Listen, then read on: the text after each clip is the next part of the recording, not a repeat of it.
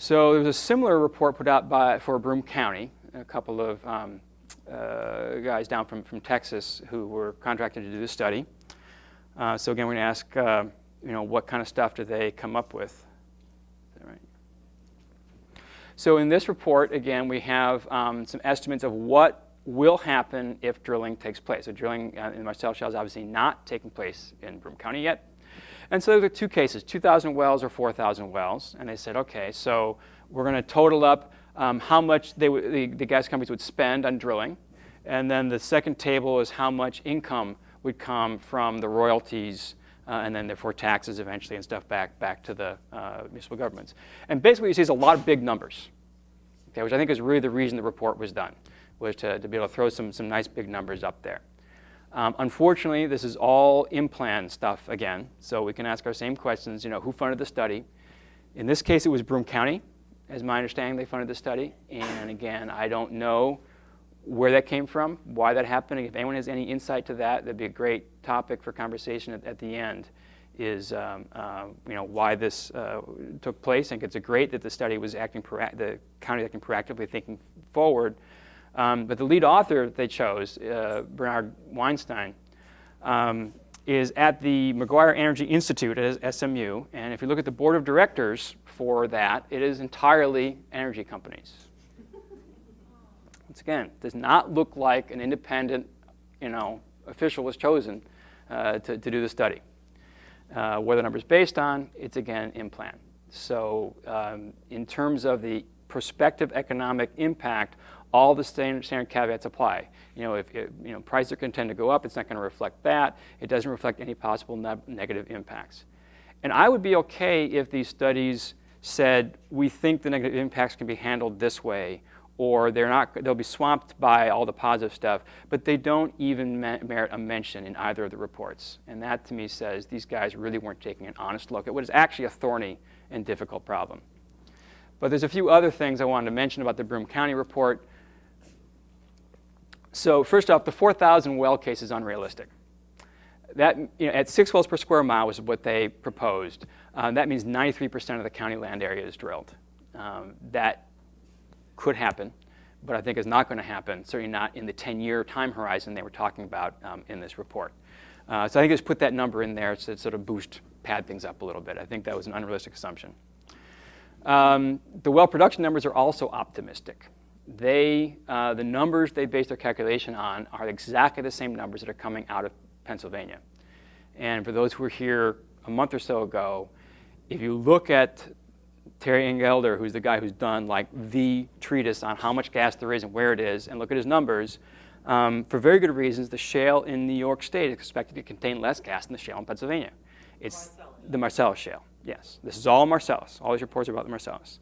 The shale is thinner and it's shallower, and both those things act to reduce the amount of gas. So when they were putting those numbers up, they were also off by about a factor of 3 in terms of how much gas is likely to come from those wells. Tony, and then here. What are they? Pardon? What are they? For how much? They were using around a 4 billion cubic feet estimated ultimate recovery per well, which is, again, in Pennsylvania, the best wells that Terry Engelder reported like 4 to 4.4. So they're at 5 and they're 10. And there are various reports, but nothing published, of higher numbers, 4 or 5. And I think it's a good point. I'm waiting for Pennsylvania to start letting their data out, because it'd be really helpful to a lot of folks to evaluate what's really going on. So far, all we have is anecdotal reports of, oh, it's a lot more, oh, it's a lot less. And I'd love to see some hard data. Bill, could you differentiate between 6 wells and 6 well pads? Yeah. Is it pads? Is 6 well pads or wells? Yeah. This is 6 wells. So their assumption was that every square mile would have 6 wells, which I think they meant 1 well pad with 6 wells on it. When you're calculating how much gas comes out, it doesn't make a whole lot of difference.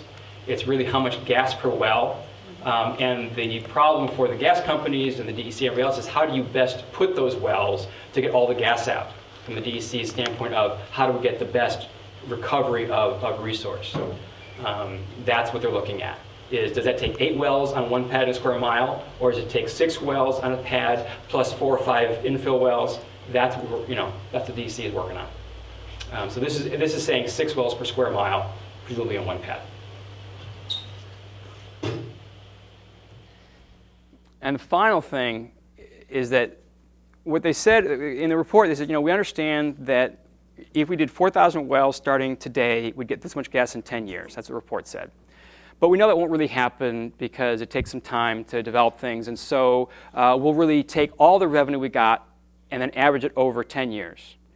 And that doesn't really account for the fact that it takes time to build those 4,000 wells. And I'm going to save some slides to show at the end to show what that means. But production has to ramp up and then it ramps down. And so the income stream is really spread over about 20 years.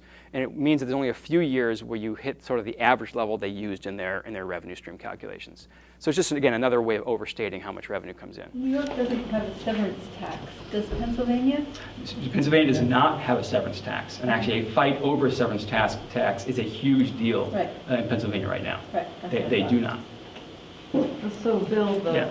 the first bullet talks about 4,000 not being a realistic case, so we're going to drop back and just stick with the 2,000 count. Or maybe it's 3,000.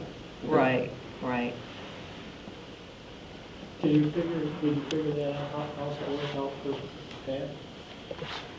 Or per square mile? Yeah, I mean, I think the real answer is, the question is how much area is going to wind up getting drilled? Will leases really be drilled everywhere through the entire county? Which regions won't have well pads and units based on them? How much area to discount for towns and cities and that kind of thing?